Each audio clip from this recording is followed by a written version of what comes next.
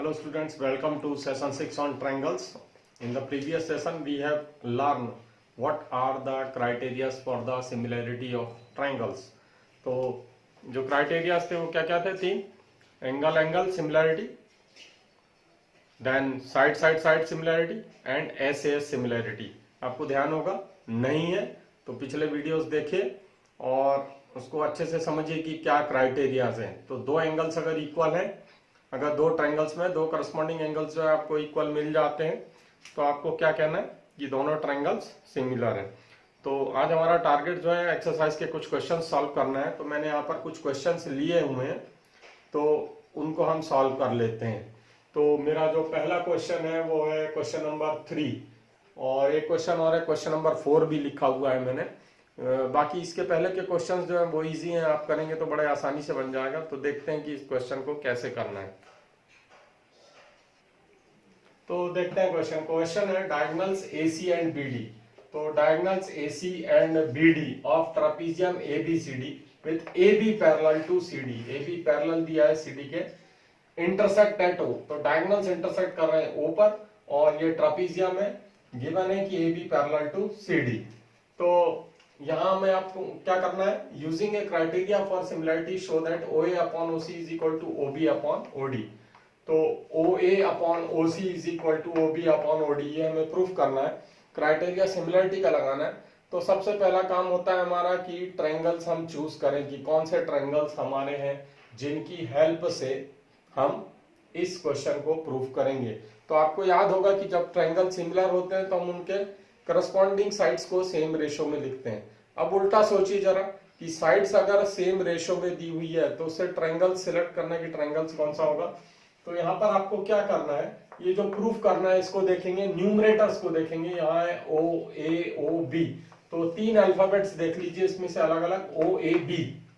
तो देखिए OAB एक ट्रायंगल ये वाला होगा और यहाँ नीचे भी तीन अल्फाबेट्स ढूंढ लीजिए अलग अलग OCOD. तो OCD. तो हमें समझ आ गया कि एक ट्रायंगल हमारा ये वाला है और एक ये नीचे वाला. तो पहला काम यही है कि आपका ट्रायंगल्स प्रॉपर्ली सिलेक्ट हो जाए कि हमें किस ट्रायंगल में काम करना है. तो चलिए करते हैं प्रूफ. तो कंसीडर ट्रायंगल. अभी हम ट्रायंगल का ऑर्डर कोई भी ले सकते हैं, ट्रायंगल का ऑर्डर आगे पीछे भी हो जाए तो कोई दिक्कत नहीं है, लेकिन जब सिमिलरिटी रखेंगे तो तब वहां पर उसका जो ऑर्डर होगा वर्टेक्स का वो प्रॉपर होना चाहिए. तो मैं तो स्टार्टिंग से ही ले रहा हूं. तो ट्रायंगल AOB एंड ट्रायंगल मैंने लिया COD. ये दो ट्रायंगल्स लिए मैंने. अब इसमें देखिए आपका AB जो है वो पैरेलल टू CD दिया है, दिस इज गिवन, ये गिवन है. तो ये वाला जो एंगल होगा, ये वाला एंगल 1 और एंगल 2 इक्वल होगा. Angle 1 will be equal to angle 2. Why? The reason is, कैसे एंगल्स हैं, ऑल्टरनेट एंगल्स, ऑल्टरनेट एंगल्स. तो ये ऑल्टरनेट एंगल्स होने के कारण एंगल 1 और 2 इक्वल हो जाते हैं. Similarly angle 3 is equal to angle 4 ले लेता हूं मैं. यहाँ पर इसको 3 ले लेता हूं और इसको 4 ले लेता हूं. तो angle 3 is equal to angle 4. ये भी वही रीजन है, ऑल्टरनेट एंगल्स होगा क्योंकि ये भी पैरेलल टू CD. अब आप देखिए यहाँ पर एक यहाँ पर एंगल और एक यहाँ पर एंगल, करस्पॉन्डिंग एंगल्स 1 को 2 के इक्वल और 3 को 4 के इक्वल दिखा दिया हमने. देयरफॉर ट्रायंगल, ये दो ट्रायंगल सिमिलर हो जाते हैं. अब बात आती है कि इसका ऑर्डर. तो यहाँ देखिए सिंगल आर्क यहाँ मैंने लगाया है वो, यहाँ डबल आर्क लगाया है, यहाँ कोई आर्क नहीं लगाया. तो अगर मैं इसको ऐसे लिखता हूं कि डबल आर्क, फिर यहाँ पर कोई आर्क नहीं लगा है वो और 1. तो डबल आर्क, जहां कोई आर्क नहीं लगा वो पॉइंट और जहां एक आर्क लगा AOB. तो आगे वाला ट्रायंगल भी आपको उसी तरह से लिखना पड़ेगा, double arc, no arc, 1 arc. तो डबल आर्क यानी C, नो आर्क यानी O और एक आर्क यानी D. तो angle AOB similar to angle COD by AA similarity, ऐसा लिखेंगे यहां पर. ऐसा लिखने के बाद जैसे ये सिमिलर होते हैं, hence their sides are proportional. तो इसकी साइड्स क्या हो जाएंगी, अब प्रोपोर्शनल हो जाएंगी या सेम रेशो में होंगी. तो साइड्स पहले वाले ट्रायंगल की जैसे मैंने बताया था आपको 1 2 3 करके हम जो लिखते हैं, 1 2 फिर 2 3 और फिर 1 3. तो देखिए ओ बी ए बी, ये लिख दिया हमने। इसके नीचे इसकी साइड्स भी इसी तरह से लिख दीजिए, 1 2 2 3 और 1 3 सी डी, ये लिख दिया हमने। तो इसमें से देखिए आपके काम की जो चीज थी वो आई क्या कहीं, ये आ गई। तो हम लिख देंगे हेंस प्रूफ। तो ये मेरा प्रूफ हो गया पहला क्वेश्चन। दूसरा क्वेश्चन, दूसरा नहीं, नंबर है 4, बोर्ड का दूसरा क्वेश्चन है, बोर्ड पर जो लिखा हुआ है। तो क्वेश्चन नंबर 4 देखिए, इसमें एक फिगर दिया हुआ है और फिगर लिखने के साथ साथ यहाँ पर एक रेशो इक्वल दिया हुआ है, और रेशो इक्वल होने के साथ साथ इसमें 1 इज इक्वल टू 2 भी बोल रहा है, angle 1 is equal to 2। Figure ध्यान से देख लीजिए, फिगर में यहाँ पर क्यू पी क्यू आर एक ट्रायंगल है, इसमें यहाँ पर दो एंगल्स इक्वल दिए हुए हैं 1 और 2, और फिर ये इसको प्रोड्यूस करके टी तक ले गया, ये भी यहाँ टी तक गया है, और ये पी एस एक लाइन और है यहाँ पर।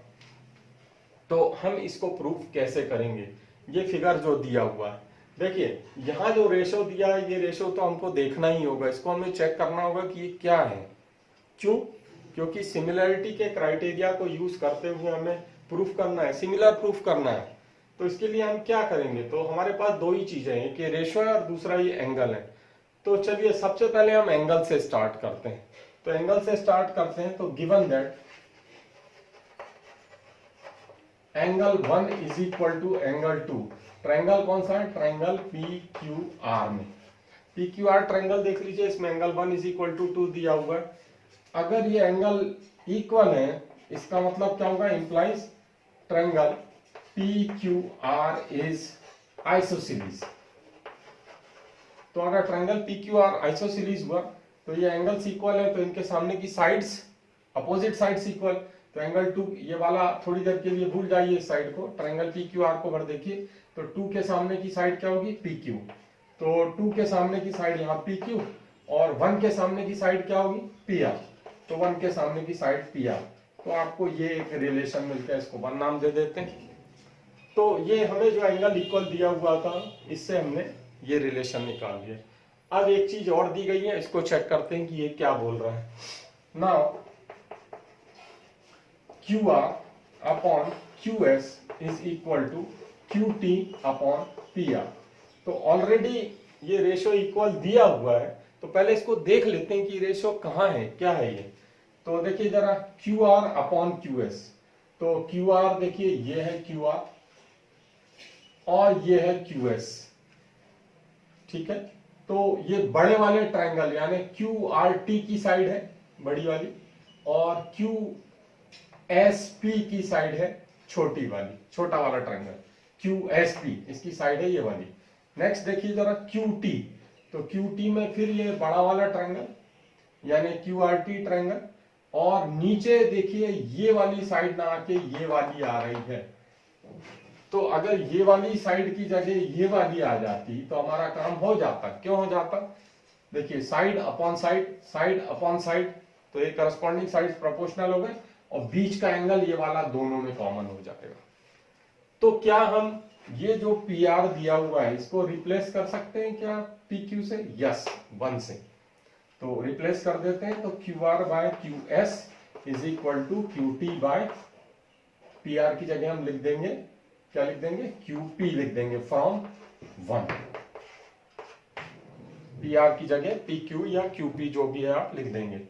अब देख लीजिए, नाउ इन ट्रायंगल, तो ट्रायंगल ले लेते हैं, एक ले लेते हैं Q R T and triangle Q P, Q R T and Q S P, Q S P, ये दो ट्रायंगल ले लेते हैं क्यू आर टी और क्यू एस पी। तो इन दो ट्रायंगल्स में देखिए, एक तो आपका ये वाला जो प्रूफ हुआ है, ये इसको नाम दे देता हूं second. Angle 1 is equal to angle 1, ये कॉमन एंगल ये दोनों में है, क्यू आर टी इसमें एंगल 1 और क्यू एस पी इसमें भी एंगल 1 है। और देखिए साइड्स प्रोपोर्शनल है, इन्हीं के बीच का एंगल है। तो क्या हुआ, therefore triangle Q R T is similar to triangle Q S P by S A S similarity. तो ऐसे सिमिलरिटी लग जाएगी इसमें। क्यों? देखिए ये करस्पॉन्डिंग साइड्स का रेशियो इक्वल आ गया। ये जो लाइन खींची हुई है इसको ध्यान से देखिए, दो ट्रायंगल है, एक ये छोटा वाला ट्रायंगल QSP और एक बड़ा वाला ट्रायंगल, और बीच का जो इंक्लूडेड एंगल है 1। तो इस तरह से प्रूफ हो जाता है, हेंस प्रूफ। तो उम्मीद करता हूं कि दोनों क्वेश्चन आपको समझ आ गए होंगे। तो चलिए और कुछ क्वेश्चंस देख लेते हैं। तो यहाँ हमने अगला क्वेश्चन जो लिया है, क्वेश्चन नंबर 6 लिया है और 8 लिया है।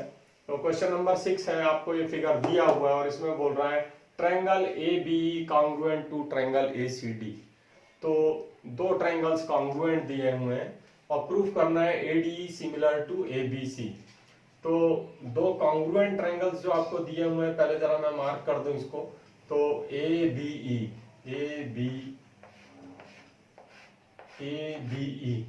ये है, और दूसरा है ACD। तो ACD आड़ी लाइन से मार्क कर देता हूं, ACD। तो एक वर्टिकल लाइन है, एक हॉरिजॉन्टल लाइन है, तो दो ट्रायंगल्स हो गए। तो यहीं से आपको कॉन्ग्रुएंसी जो है इसी को लेके चलना पड़ेगा, और इससे पहले जो चीजें निकल सकती है वो निकालिए, उसके बाद हम प्रूफ करेंगे कि कौन सा क्राइटेरिया यूज करते हुए हम इसको प्रूफ कर सकते हैं।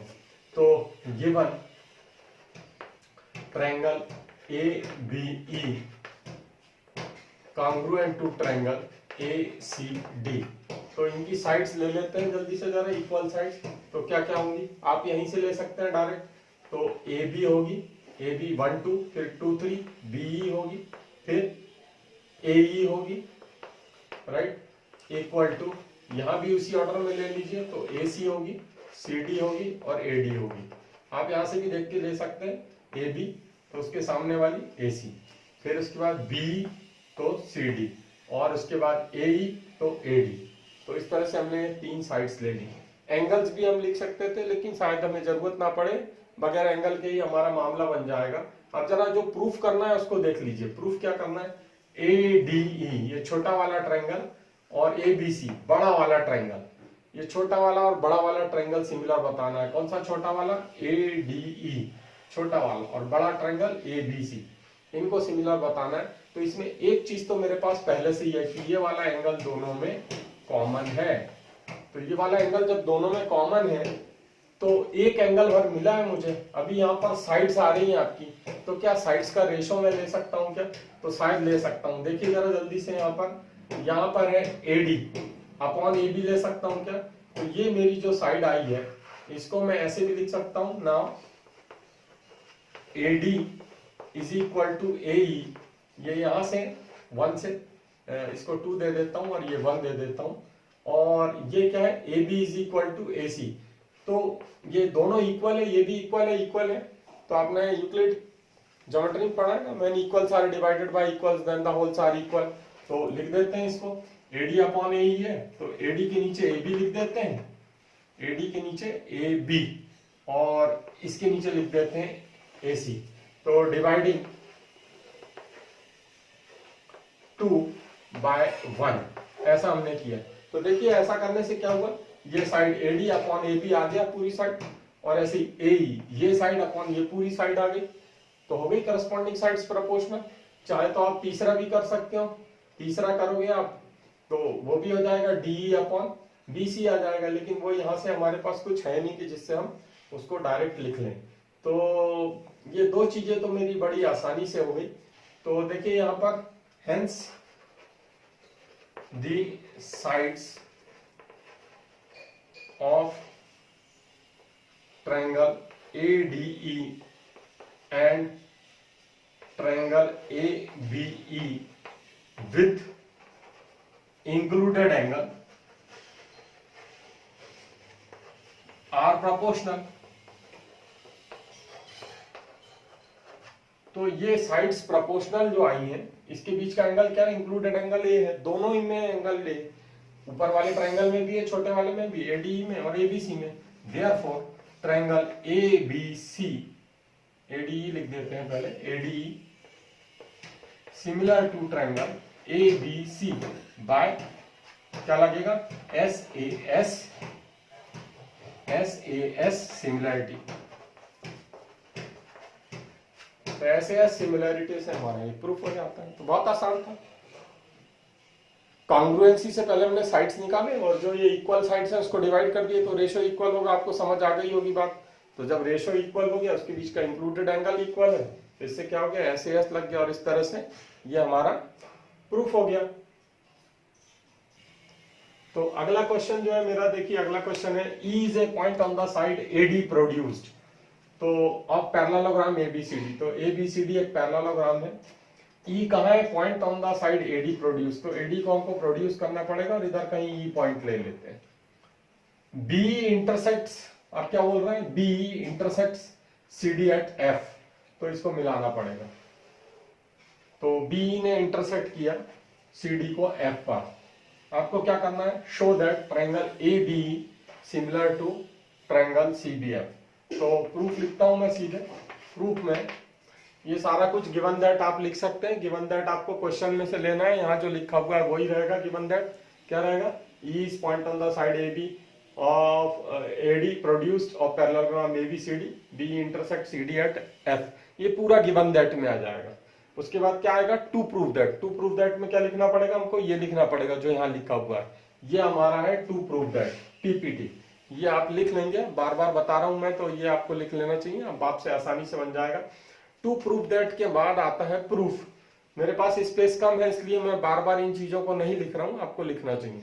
अब प्रूफ करते हैं, तो प्रूफ में क्या करिए आप, यही दो ट्रायंगल ले लीजिए। तो consider triangle ABE and triangle CFB। तो ये दो ट्रायंगल ले लेते हैं। तो देखिए कौन से हैं ये, ABE। तो ABE ये बड़ा वाला ट्रायंगल है, इसकी शेडिंग कर देता हूं मैं। आप अगर शेडिंग करोगे तो बहुत जल्दी बड़े आसानी से क्वेश्चन सॉल्व होगा, ध्यान रखिएगा। CFB, तो CFB देखिए, ये इसको वर्टिकल लाइन से शेडिंग कर रहा हूं। एक मैं हॉरिजॉन्टल लाइन बना रहा हूं, एक वर्टिकल लाइन बना रहा हूं, ताकि दोनों ट्रायंगल अलग अलग दिखे। अब देखिए यहाँ पर ये जो है, ये वाला एंगल, ये वाला एंगल जो होगा ये किसके इक्वल होगा, ये वाला एंगल इसके इक्वल होगा।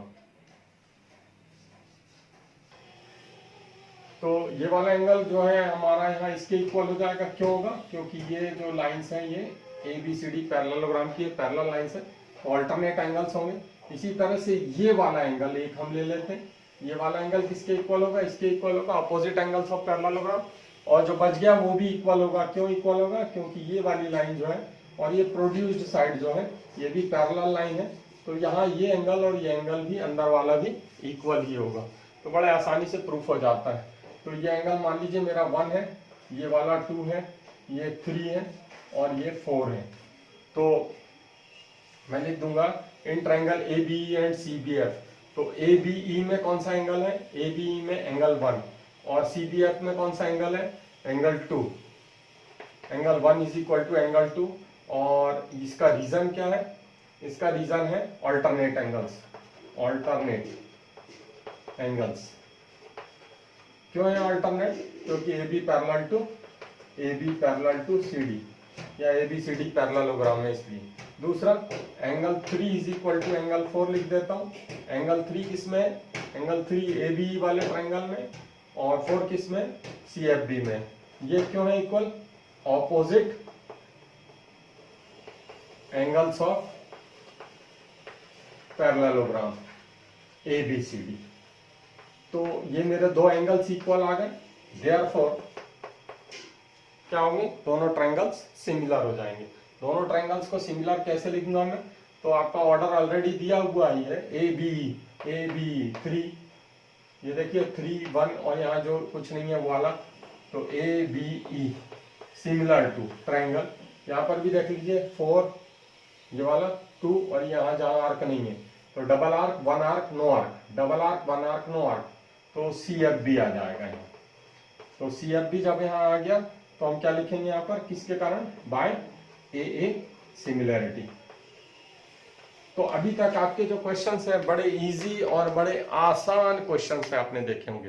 तो इसके कुछ क्वेश्चंस और हम डिस्कस कर लेंगे, लेकिन शायद इसमें इस वीडियो में नहीं हो पाएगा, वैसे ही काफी बड़ा हो चुका। तो नेक्स्ट वीडियो में हम कुछ क्वेश्चंस और डिस्कस कर लेंगे। Okay childrens, you try doing the questions of this exercise. Till then, bye.